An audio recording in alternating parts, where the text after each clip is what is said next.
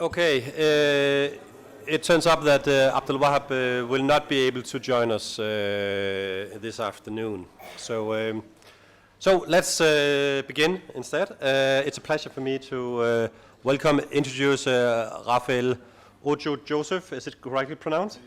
He's a doctoral student and holds a BA in Religious Studies and an MA in Comparative Religious Studies. He serves as a lecturer in the Department of Religion and African Culture in Adekunle Ajasin University, and you can pronounce it in the right way, in Nigeria. And he has published in national and international journals on his research of religion and society. And today we are going to hear about the porousness of religious borders, dissemination of religious ideas, and the implications of the Nigerian state. So the floor is yours.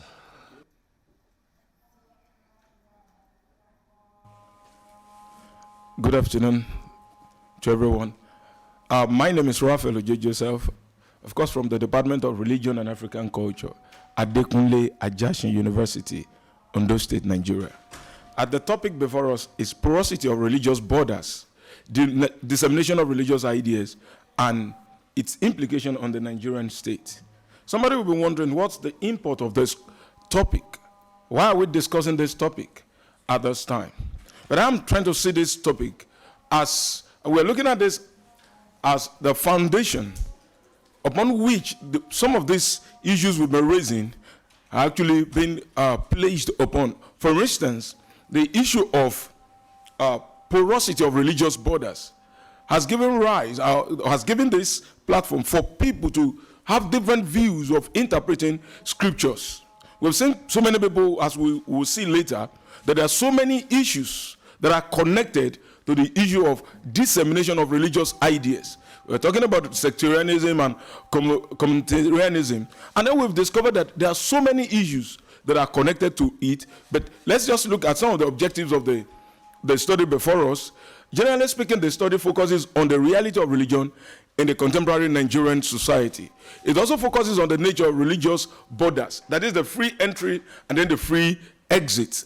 Not only that, it helps to better understand the manipulation of religions in Nigeria for several reasons, possibly like political reasons, economic reasons, selfish reasons, among other reasons, and to understand the pattern of dissemination of religious beliefs in Nigeria.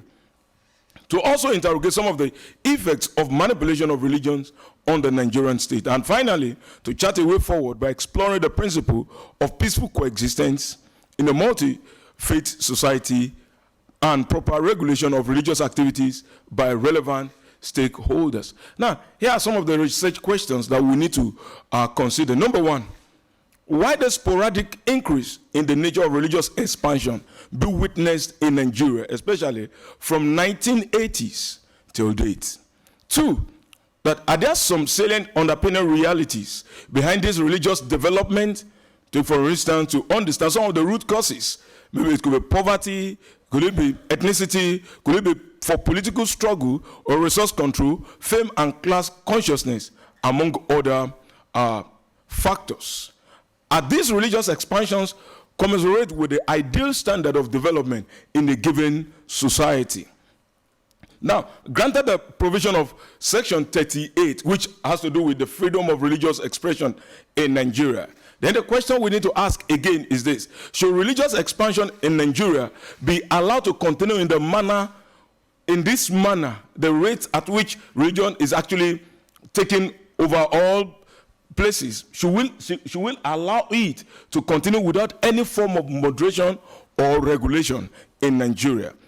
Can the sudden increase in all these splinter groups, ideologies, religious claims, sects, denominations, among others, can they be connected to possible failure on the part of government to attend to basic needs of her citizens?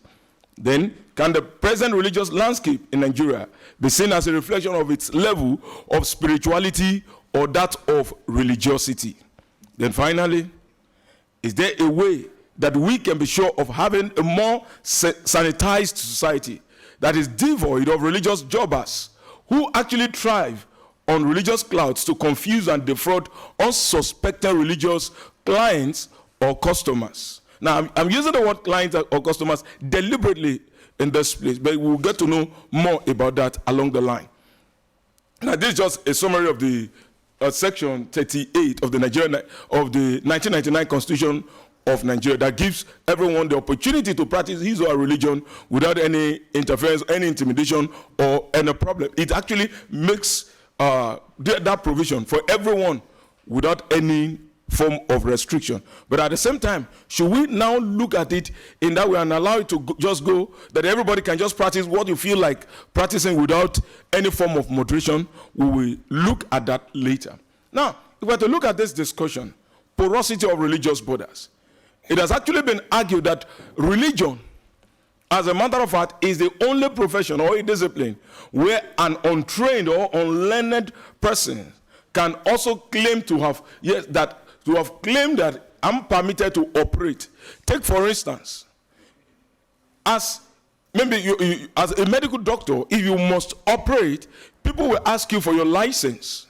But for religious leaders, those people who claim to found an organization of religious based organizations, not in the secular way, but the religious organization, you see some of them, they lay claim to become a prophet, some become a sheikh, and then you ask them a question, how come about this knowledge? Some will claim that, oh, I was being called by God, I had a divine revelation, I got this and I got that. And then who questions that?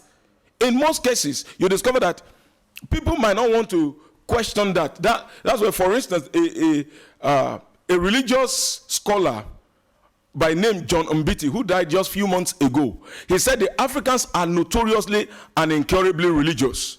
That for everything you see the Africans do, you discover that they attach some level of religiosity to it. If they want to dress, they dress religiously. If they want to talk, they talk religiously. If they want to eat, they eat religiously. So it appears that religion is everywhere. And that gives us that ground for people to actually manipulate some of the positions. And two, we now discover that there is a nature about these religious borders.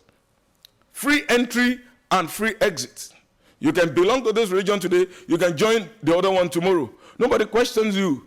Nobody actually sends out the movement. Nobody talks about because, for instance, when some of us came into this country, of course, we have immigration officers who requested for our documents and all of those things. But when it comes to religion, we don't have such. But we are coming to an aspect whereby we can now begin to talk about some things.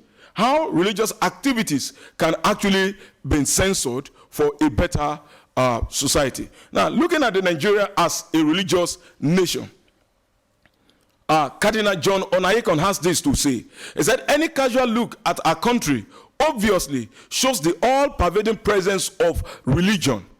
We only need to note, for example, the number of places of worship, the volume of holy noises that are emitted everywhere, the array of religious leaders with various titles and robes, and the fervor with which we not only practice our faith, but at times violently confront one another. Some are wondering whether our reputation as a religious nation is something to be proud of. They suspect that there is something dubious about this record.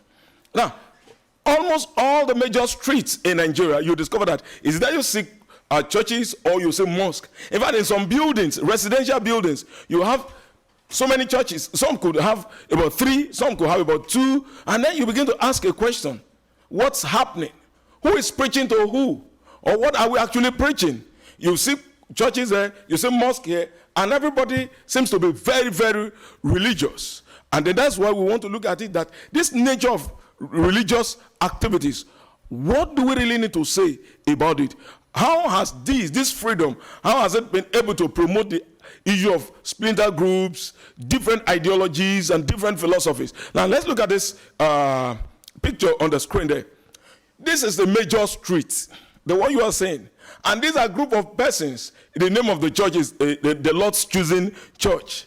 They went on the normal procession. But you could see some people lying down on the street, all in the name of carrying out their religious activities. But in an ideal society or in an ideal situation, this is not expected of anyone. To block the major road, all in the name of carrying out religious activities. Now let's briefly look at Nigeria at a glance. The population of Nigeria is said to be 190.9 million as of 2017. But as we speak now, we're talking about 200 million. But at least this is the one we can reliably make reference to. And then in this case, what about the religious aspect of Nigeria? Nigeria is a multi-faith society, of course. And then some persons mentioned some things the other time. Let me say this. Nigeria has 3 major religions. The first one is African indigenous religion. So I decided to arrange it in their order of advent. African indigenous religion, or some people call it African traditional religion. We have Islam, then we also have Christianity. We have 6 geopolitical zones. We have the northeast, the northwest, of which both northeast and northwest, they are predominantly Muslims. Then we have the north central, which is a mixture of the Muslims and then the Christians. We also have the southwest, which is also a mixture of Christianity and the Christians and Muslims. But we have the south-south and then southeast. They are predominantly Christians. Now, according to the populations in this case, we discovered that we have about 50% of Nigerian populations to be Muslims, then about 48.1% to be Christians. But let me place this on record. Please, there is a deliberate conspiracy against the indigenous religion. Because you can't say, oh, they are 50 and then we have a 48. So that means we have about 1.9% left. And the truth of the matter is that those, both Christians and Muslims, they still associate with the indigenous religion. So many people, and they are neither here nor there, because when they are being confronted with the realities of life, they seek the help from the indigenous religion. Now let's move on. Nigeria as a country is said to be the only country in the whole world today that houses both Christians and Muslims in the largest proportion within a geographical space. I will explain that with some data. Now, according to the research, Nigeria is the only country in that way. Now, let's look at this map. For those of us that are, this graph, for those of us that are close to the screen, you will see that number 6, that's the 10 countries with the largest Christian population in the world today. Number 6, you discover that Nigeria will have 88.6 million. Now, if you look at it, the first one is USA, Brazil, Mexico, Russia, Philippines, Nigeria, DR Congo, China, Ethiopia, and Germany. That's for the Christian populations in the world. Now, let's look at the second one. The Muslim populations in the world. Now, if you look at it, you discover that there is no any other nations that appears again other than Nigeria. Let's go back to the first one. We have USA, Brazil, Mexico, Russia, Philippines, Nigeria, DR Congo, China, Ethiopia, and Germany. Now let's look at the second one. Do you see any other nation apart from Nigeria again coming up? There is no nation. So the nation in the whole world today, Nigeria is the only nation that has the capacity. So when I begin to understand again why some of these skirmishes and some of these religious confrontations and all of these issues that has been raised earlier about Nigerian situation with respect to sectarian movement in the Nigerian understanding. Now, understanding the nature of these religious borders, there's this cross-border movement which is often treated with serious reservation. For instance, if a Christian maybe change his religion to become maybe a Muslim today, you will see some level of reactions in Nigeria, and vice versa. But nobody talks about that of the African traditional religion. If an indigenous worshipper decides to change his or her religion to either Christianity or Islam, nobody talks about that. But when it comes to Christian crossing to become a Muslim or Muslim becoming a Christian, yes, that's when you will now begin to see all manner of discussions, all manner of issues being raised. Then we ask the question, why? Now, this free entry and exit, this free nature has allowed for the uncontrolled emergence of many acclaimed religious experiences by different people.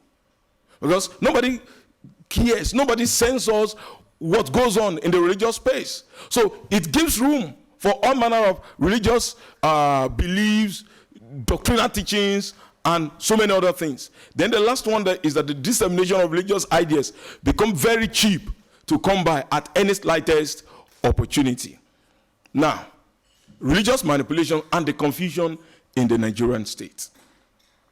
Looking at this issue of religious activities in the country, the porosity in terms of the religious engagement, then these are some of the things we've come to discover. Number one, there's a proliferation of religious experiences, denominations, sects, and new religious movement. And this one is not only becoming alarming, but terribly embarrassing. And that will help us to explain point number two, that the uncontrolled expansion has led to the doubting of the truthfulness, the genuineness, the effectiveness, and proclamation of any of the denominations and faiths. And we have been tossed in between some of these realities, and we need to ask the questions. Do we really have Pentecostals or Penterascas? Do we really have charismatics or charismatics? Because we have so many things that they are not herbalists. And they don't claim to be herbalists in some cases. But you see what they do, you ask questions. Are these ones actually charismatic movements, or they are charismatic? Now, and then you begin to see some people, but I'm talking about the two faiths now, that is Christianity and Islam. You see what goes on in that place. There's even a case now that is seriously being investigated. An acclaimed pastor who got a client who was actually interested in money rituals.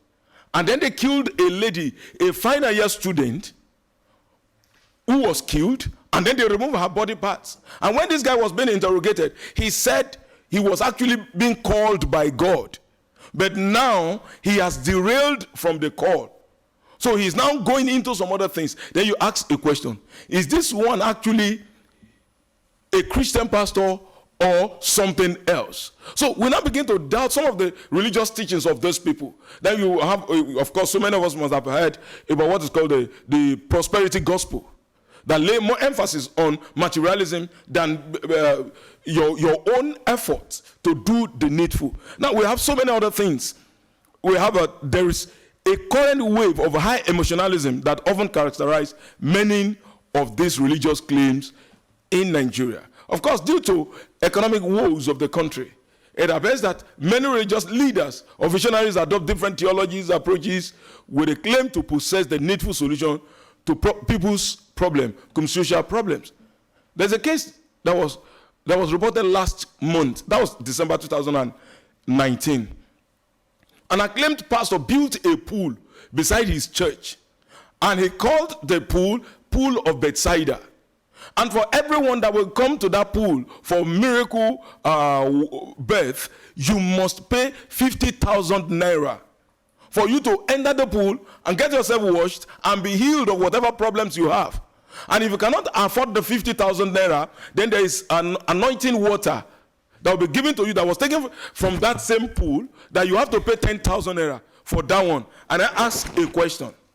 Between the one who is paying 50,000 naira to have a complete bath, and the one who is being given, who is paying 10,000 naira to get just a bottle of water, anointing water, who will get the better miracle among the two of them? Between these two people, who will get the better miracle? But it's not even the issue of the miracle. How authentic is that? Because if you are to make reference to that, such a person is actually trying to go back to the Bible, the incident in the book of John chapter 5. But that story did not tell us that Jesus actually collected money for that. So we've seen so many people, capitalizing on people's ignorance and then to work on people's emotion to get what they need to get. The religious space today has remained fertile. It has been argued very seriously now that apart from the oil industry in Nigeria, the closest industry where you can easily make money is religion. Nigeria today has the largest church auditorium in the whole world. There is about 100,000 seating capacity auditorium. The largest tent today in the whole world, religious tent, you can see it in Nigeria, that is about 3 kilometers long and 3 kilometers wide. Is also a religious destination. Then people begin to ask a question. If we have an industry or a company that is as big as that, are we not going to get more money into the system?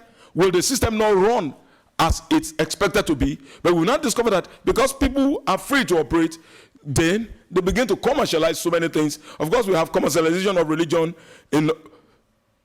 is now the order of the day.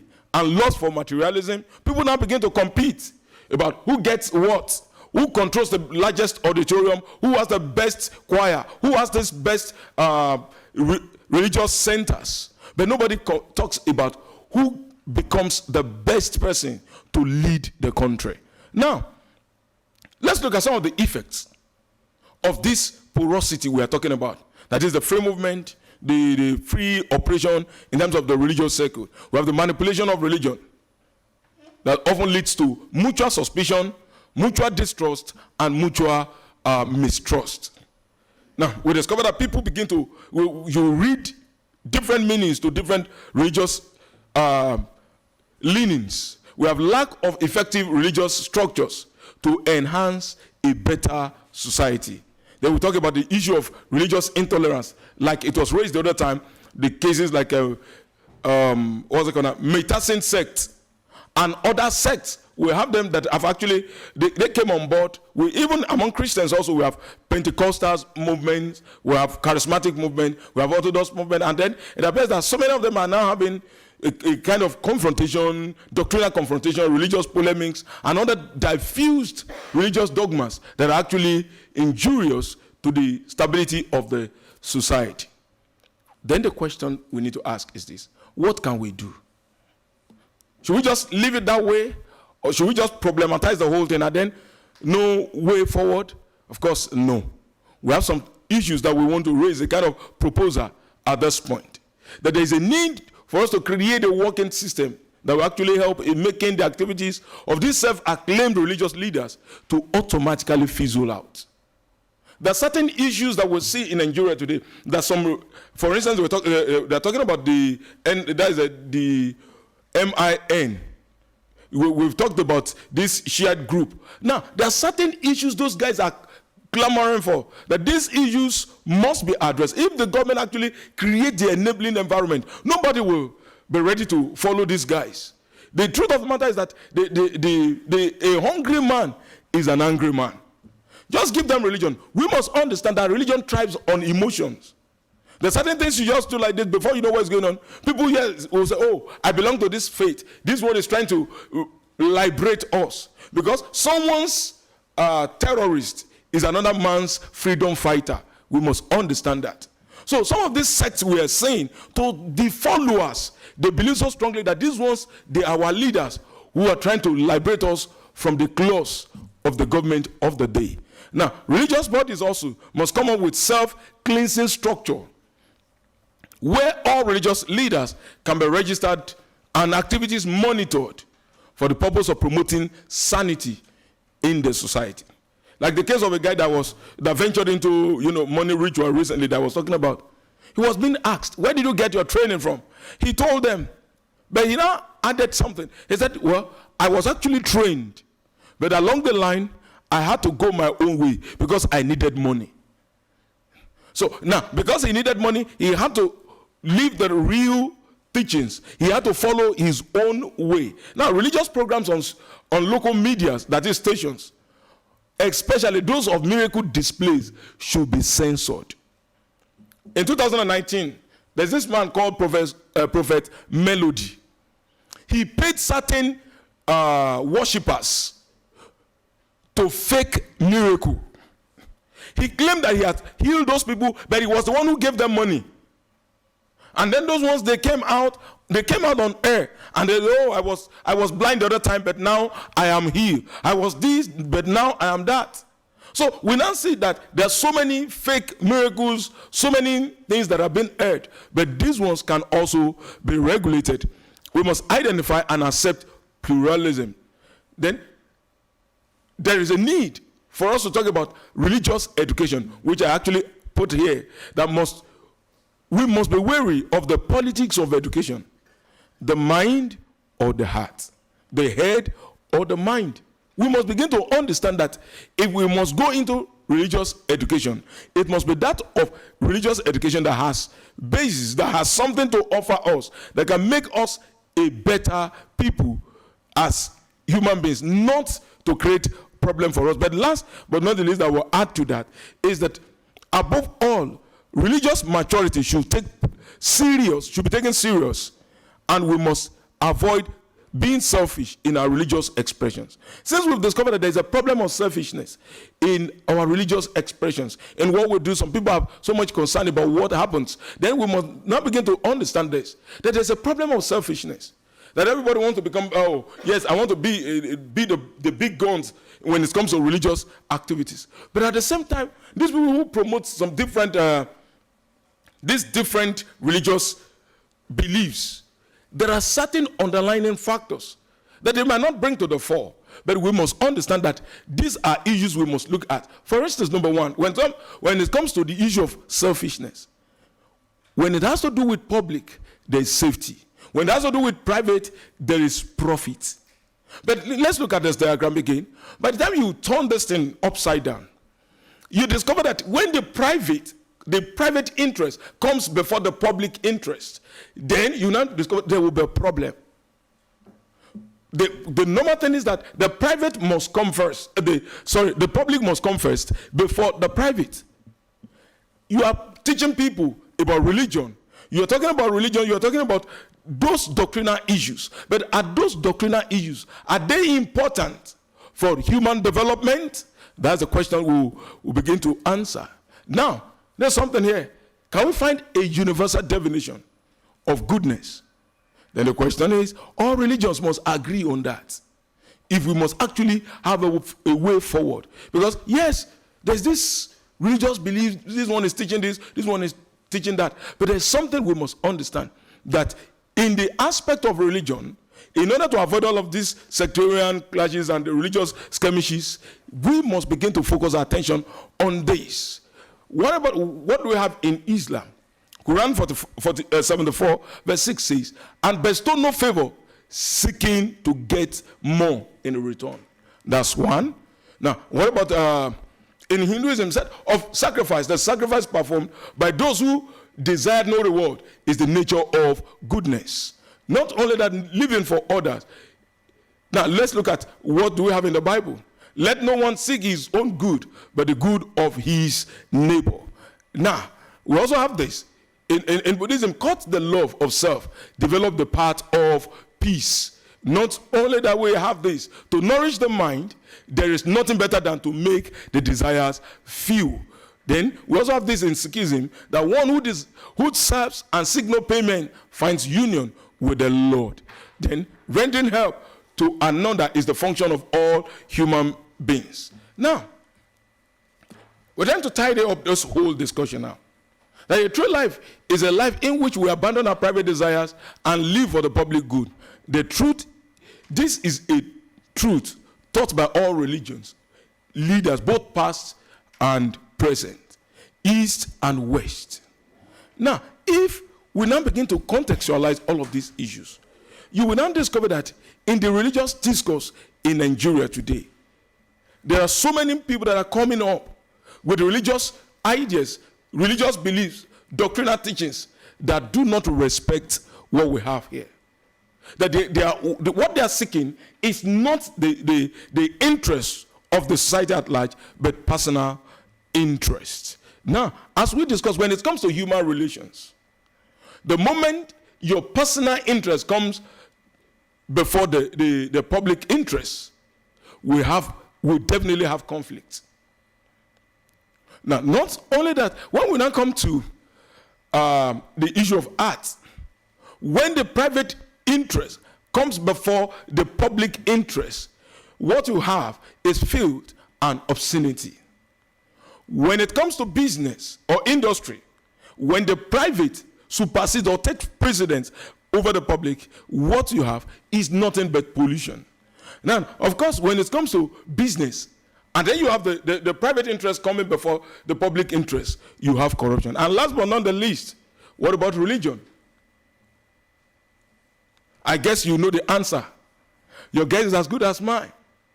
when the private interest, while you are propagating a particular religious position, when you know that you have ulterior motive that is not actually for the benefit of humanity, you discover that there are some religious teachings that do not make us to become human beings.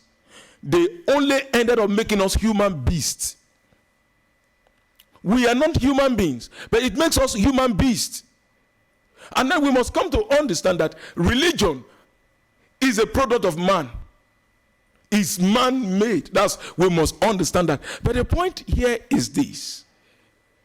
If religion is expected to make us, we shouldn't allow that same religion to mar us. Because so many people have actually used religion to create problem. They've actually, under the guise of, like we discussed yesterday, that there's an existing order. You're trying to bring a new order. But how will this new order better the lot of humanity? We were first humans before being religious. Like we've said severally, for some of us, when they ask you a question, which religion do you belong to? You can say, I'm a Christian, I'm a Muslim, I'm a Buddhist, I'm a Quaker.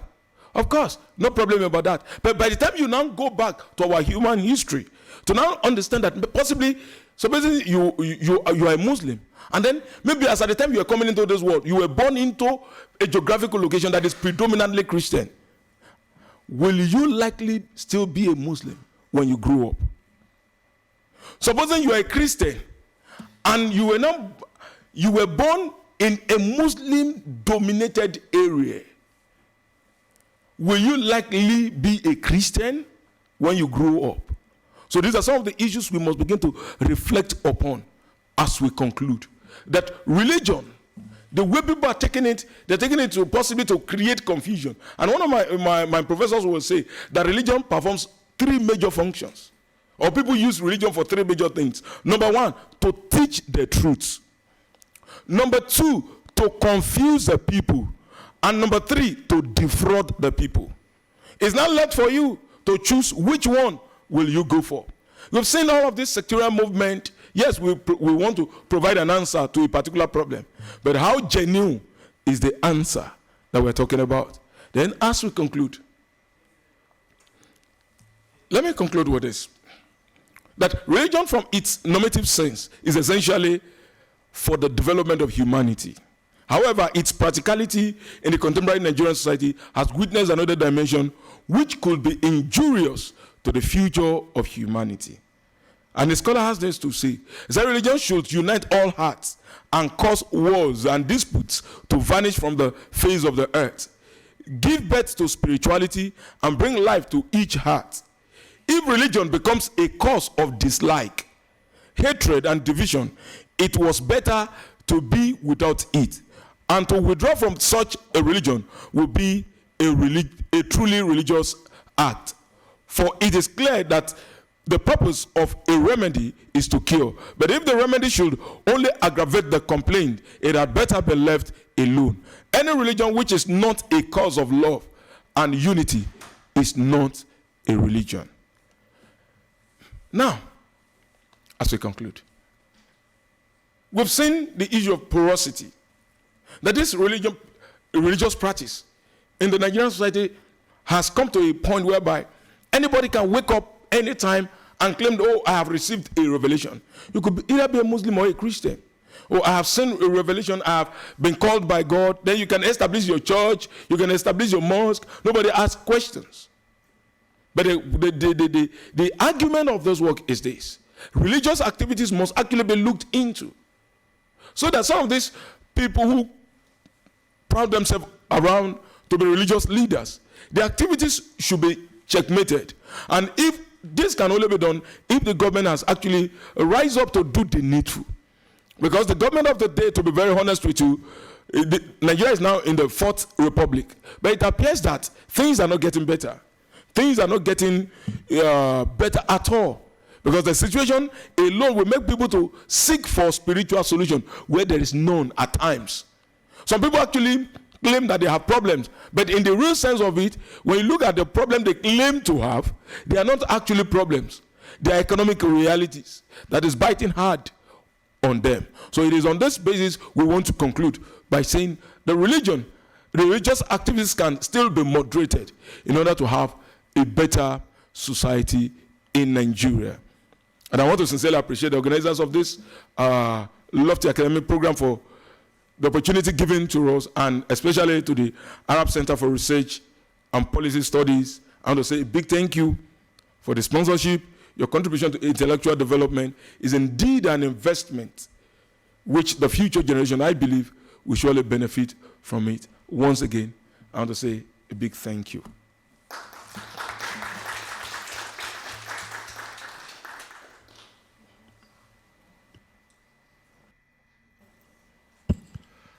Thank you. Thank you for a rich presentation. First, a disclaimer. I only received the paper yesterday, so I haven't had as long to reflect on this paper compared to the other papers I have received, so my comments are fewer than for the other papers. Though I have various comments, ideas, questions, and I will refrain from my classic 4 questions this time, just for some variation. I have a couple of questions relating a bit to style, which might be worthwhile reflecting on.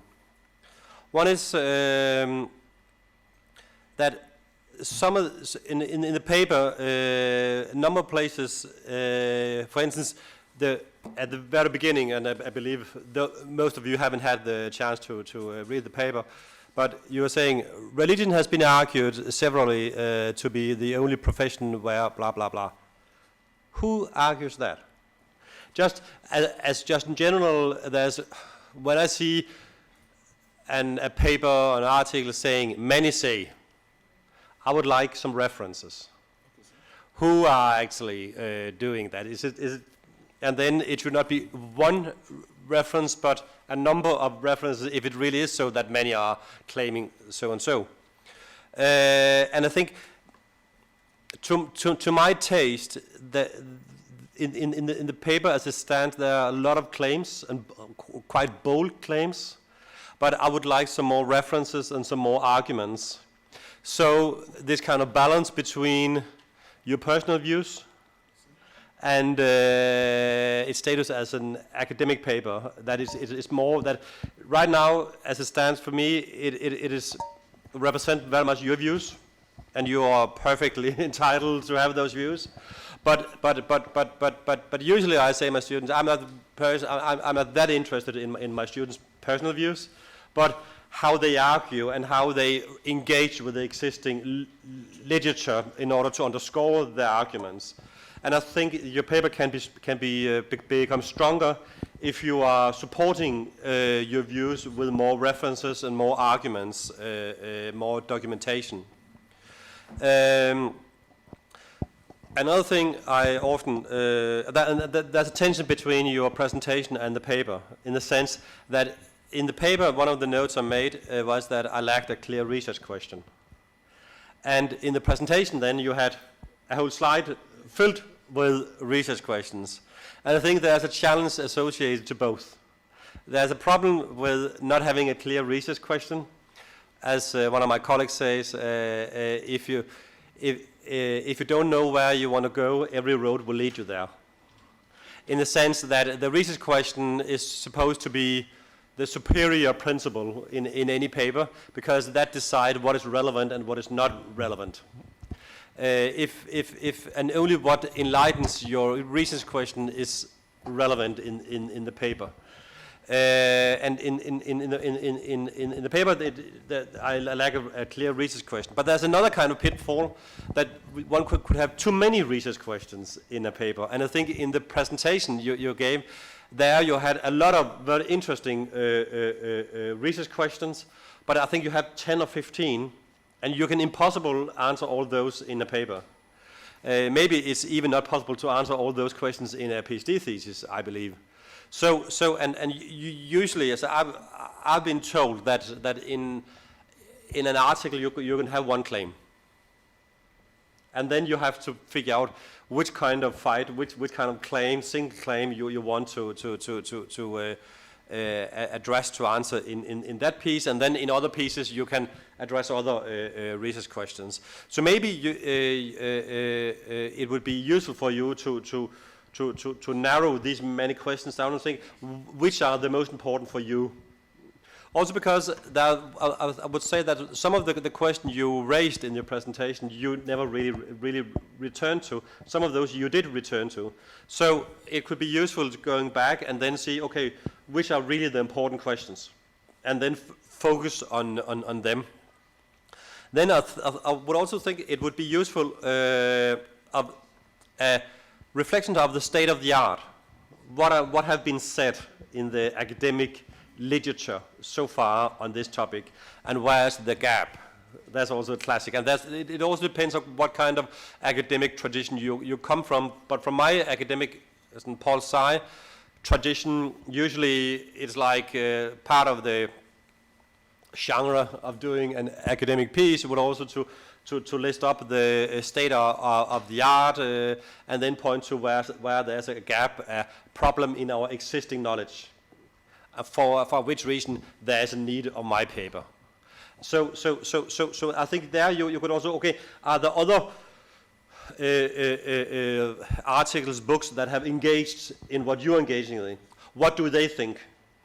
Are they useful? Can you use them, build on them, or do you disagree with them? Why do you disagree? Why is your argument more useful?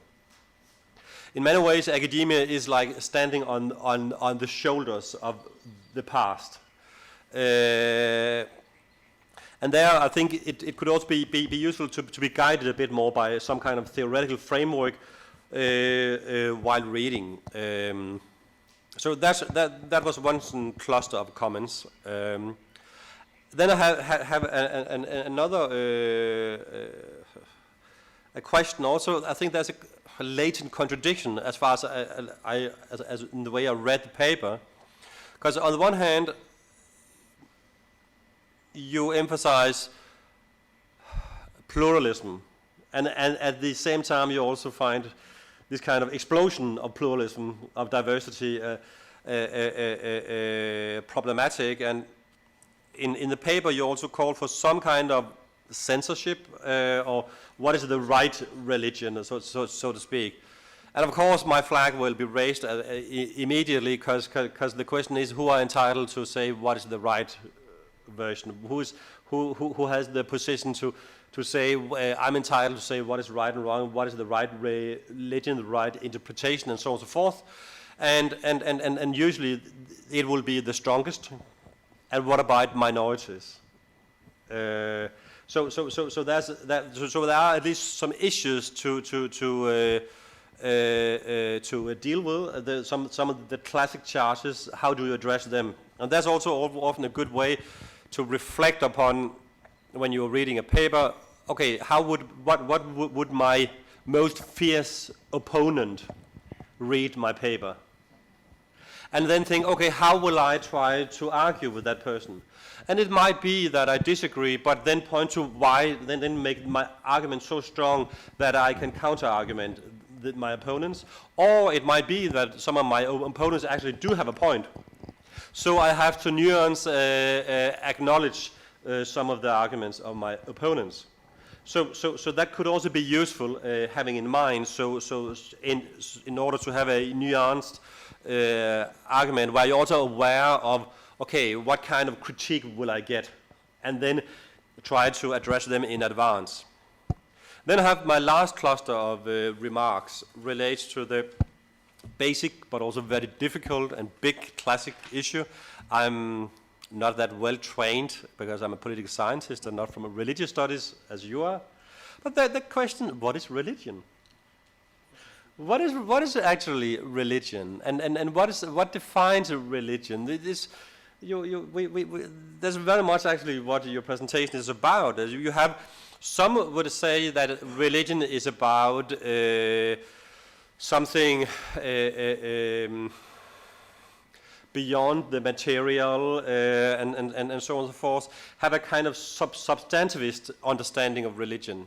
Others would define religion in a functional sense, the function religion have. And the problem is often that many of the definitions of religion, there you can identify, for instance, if some of the functions, for instance, of religion, you can also find it in what you often will call non-religious. And also if it is about a belief, a faith, and so on and so forth, some would also say, well, communism, was that also a kind of a faith then, a belief in the... So actually, how do you engage in this question of what is religious and what is not religious? And also the question about what is a religious society? You emphasize that Nigeria is a very, very religious society. Then what came to my mind is the US, the United States or Denmark, which of those countries are most religious? On the one hand, you can say it's Denmark, because in Denmark we have a state church. The queen, she has to be Christian, and we have a religious ministry in a sense, a church ministry. But then in politics, religion doesn't play any role. We do have a Christian Democratic Party, but they have not been able for the last 15 years to get into parliament because they get so few votes.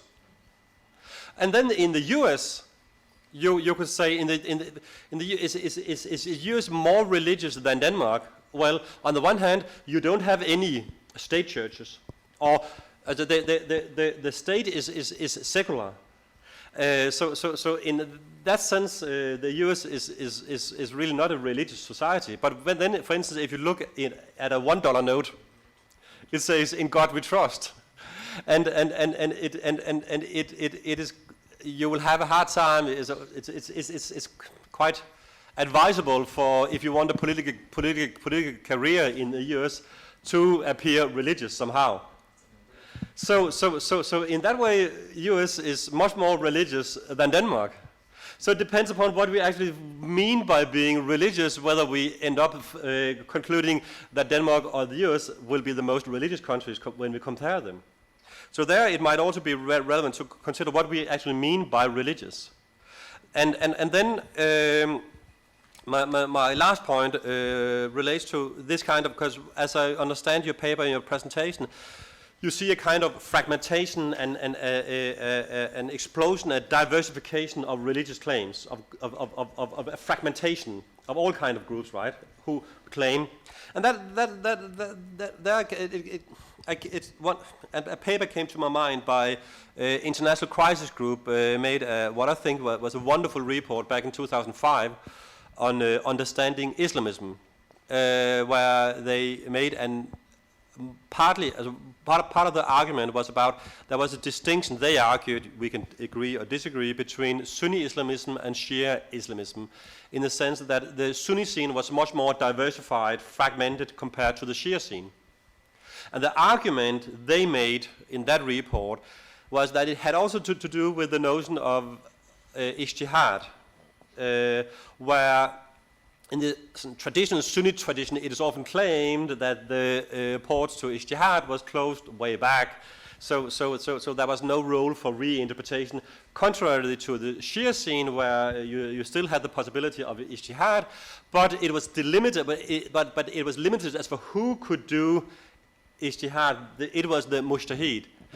So it was a limited group, because on the Sunni scene, the argument went, it was not so that you didn't have ijtihad, but it was that everybody then did ijtihad. The laymen with the alphabetization and so on, everybody became able to read religious sources and so on. They made their own religious interpretation. And if you look at the profiles of some of the prominent figures on the Sunni Islamist scene, they happen to be educated, but usually not religiously educated. They are usually teachers, engineers, or doctors. So that gave rise to an explosion of all kinds of interpretation of religion. So the ICG report made an argument that there was a difference between what you would see on the Shia scene compared to the Sunni scene. And that just came to my mind while reading your paper, this kind of diversification, fragmentation, that everybody had their own interpretation version. And I was just wondering if you are then seeing differences on the Nigerian scene between different religious groups, to what extent you are seeing more fragmentation among some groups compared to other groups. Those were my comments. Would you like to comment on those, and then we will open the floor? Thank you so much, sir. Let me start with this question. Okay, let me take some of your comments first. You raised the first question. It has to do with the opening paragraph of my work, which has to do with many scholars have actually argued, though noted. But then one of them has to do with Professor Jemeriye. And not only that, we have the likes of Igboin. Though I made, in some of the references I actually quoted, some of them actually agreed with the position. So I think I would do more to actually make reference to those claims. And then there's some claims that, well, they are actually not completely my claims. But as a result of my interaction with some people, in terms of interview, in terms of, relating with people to interact with them, to get certain specific answers for specific questions with respect to religious activities in Nigeria, that gives me the ground to actually make some of those claims. But now that you've raised it, I will definitely do justice to that, to actually make reference to these ones. And then with respect to the issue of research questions, I will look into that. Now, the issue of pluralism and diversity and censorship of religious activities. We look at one of the recommendations, I think the first one, which has to do with that religious bodies, of course we have the CAN, that's Christian Association of Nigeria. And under this Christian Association of Nigeria, it's also been subdivided into 5 units again. We have the Catholic, we have the Charismatic, we have the Pentecostal movement, and other movements. Then we also have the Islamic unit also in Nigeria. There is the Supreme Council of Islamic Affairs.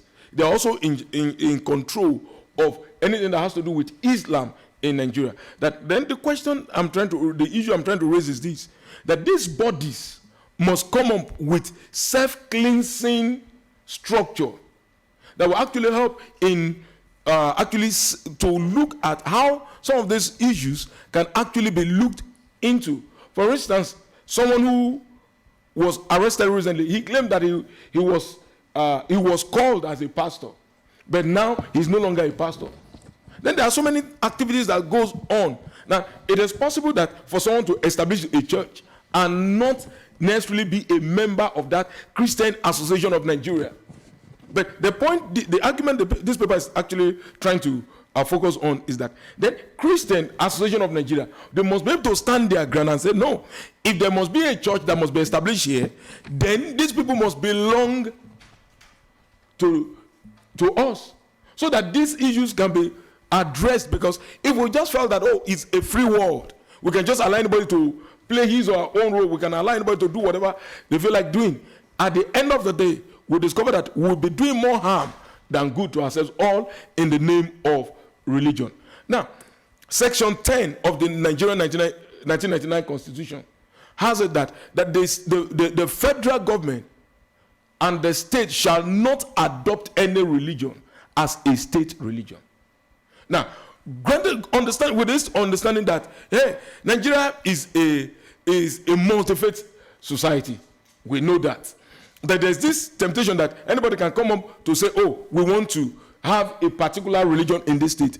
But very unfortunately, as we speak today, if we go back to Nigeria, then you now discover that this concept, though not expressly stated that Nigeria is a secular state, but by the reason of that Section 10, you now discover that Nigeria is trying to move towards a secular state. But at the same time, like you also said, sir, the national anthem ends with, "So help me God." Not only that we declare religious public holidays, the government is still involved with respect to a pilgrimage, they sponsor pilgrims, both to Jerusalem and to Mecca. Despite the fact that Christians, they all believe that the issue of pilgrimage is not, but for them to be a beneficiary of the national cake, we call it national cake, or some people call it national resources, for them to get their own share of it, they also say, oh, we must go to Jerusalem, just as Muslims go to Mecca. So now we now see government going into all of these things. But at the same time, we now discover that even in the far north in Nigeria, there are some states that as we speak today, they operate the Sharia law. And that is why the Attorney General of the Federation came up recently, and the Chief Justice of the Federation, he came up recently and said, oh, that they should allow the Muslims to possibly to review the constitution of the country so that we can have better chance to operate Sharia law. You need to see the rate at which people reacted to that. Like such comment should not have come from a man in that office. So now we now discover that there is this religious tension. Like one of the presenters said the other time, Nigeria is presently religiously charged. Anything can happen if the religious atmosphere is not properly managed. So what I mean by that censorship has to do with the religious bodies coming up with structures that they can actually work with to bring about sanitization in the religious circle. Then you asked a question about, sir, about what is really religious and what is really not religious. It's a very sensitive question anyway, because when Emmanuel Duncan was trying to explain the difference between the sacred and the profane, he actually looked at certain things to actually prove his point. Though we all believe that religion has no universally accepted definition, but we also know that it has to do with to unite together, because from the word religare, which has to do with bind together, unite together, join together, bring together. But the question is it actually in principle or in practice that religion unites people? Yes, religion can unite people. At the same time, like Stephen Proteru argued in his book, in his book titled, I think, Not One God. He said something that religion is a double-edged sword that can cut either ways. It can either bring unity, it can or bring about disunity. I'll give you an example of what happened recently. A senior colleague of mine went to a general class to deliver a lecture, and then it has to do with religious experience in Nigeria. This man gave examples in Christianity, said how religious leaders have actually, used religion to defraud people. And after he gave that example, people clapped for him. They actually celebrated him.